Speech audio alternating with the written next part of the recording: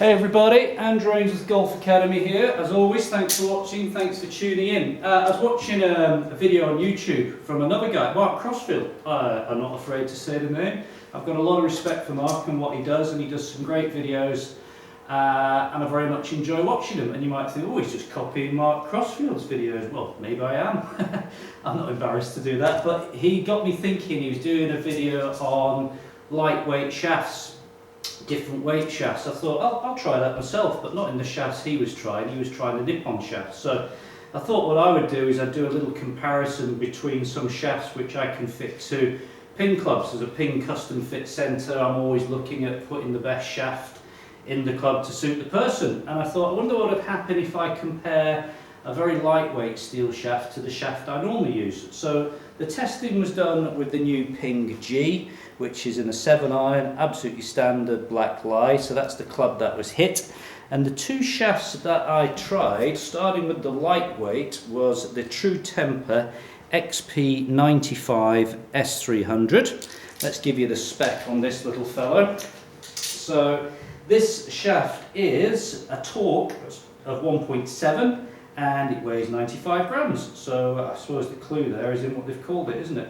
So 95, XP95, never hit it before.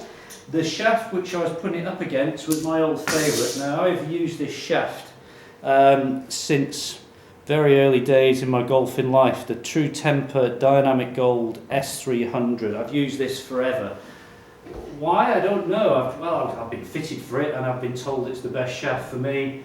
But I'm open to change, always. So the Dynamic Gold S300 has a torque of 1.6, so very similar, and weight is 124 grams. So the mathematician in me there, which is very poor, tells me that we have a 29 gram difference in weight between the two shafts, which is pretty significant, isn't it? 29 grams is quite a lot of weight change. So what I did is I hit a number of shots, and you know, when you're doing these tests, folks, it's the only way you can really do this is if you're on one of these robots where you get the same club speed, same strike, same launch angle, hitting it in the same spot every time. Now my golf swing is nowhere near good enough to produce that, so we kind of have to read a little bit in between the lines here with these results, but it's just to give you a little bit of a snapshot on how this affected me personally. So I've got my Dynamic Gold at the top here, and I've got sort of 5 shots with each, and I've tried to get the number as close as I can.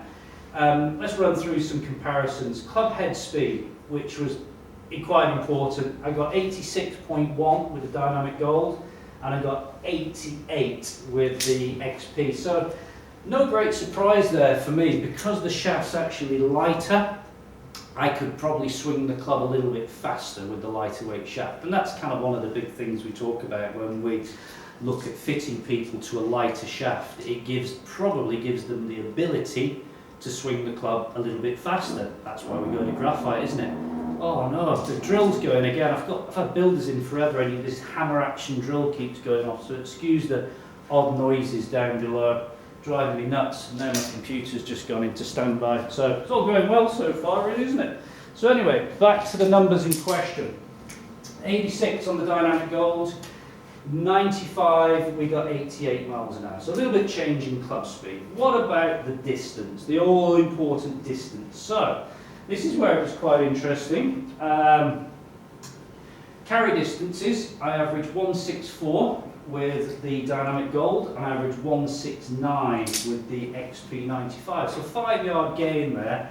Spin rates, I got 5.832 with the Dynamic Gold, and I got 5.672 with the XP95. This is all subject to strike, folks, you know, depending on where I was hitting it on the club face, blah de blah de blah. So pretty much impossible to get a like for like sort of comparison, but the numbers there just give us an indication.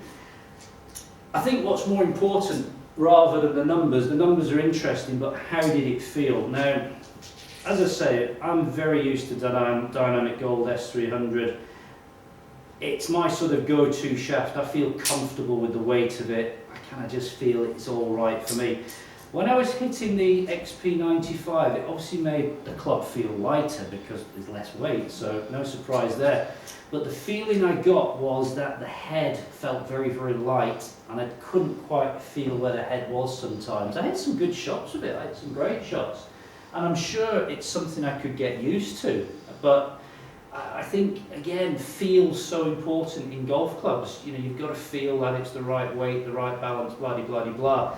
If it feels good, then mentally you're kind of feeling good about it. If there's something in the club which might not feel right, and you may not even be able to put your finger on what it was. I do lots of fittings with people where I change the shaft over and they go, oh no, that doesn't feel right. And I say, well, why doesn't it feel right? And sometimes they tell me straight away that it's this, that and the other. Other times they can't actually tell me what it is, but they just sense that something isn't right. And that often has an effect on how they hit the club. So it's all very subjective, it's all very individual, and this is why you must go and spend some time getting custom fitted. Don't go in the store and just buy off the shelf, folks, because you are just taking a big gamble. You may get that gamble right, but if you're investing £600, £700, £900, £1,000 on a set of irons, you want to get it right, don't you? And you want to get the shaft, which, let's face it, the shaft's the brum brum, the shaft's the engine. That's the thing which powers the golf club at the end of the day. You've got to get that right. So there we go, my fairly unscientific test on shaft weights. Gives you a little bit of an insight on how shafts can vary, and you've got to go and find the one that works for you. As always, thanks for watching. Be very interested to hear your comments on shafts and what you use and how your experiences. So let me know. All the best, speak soon.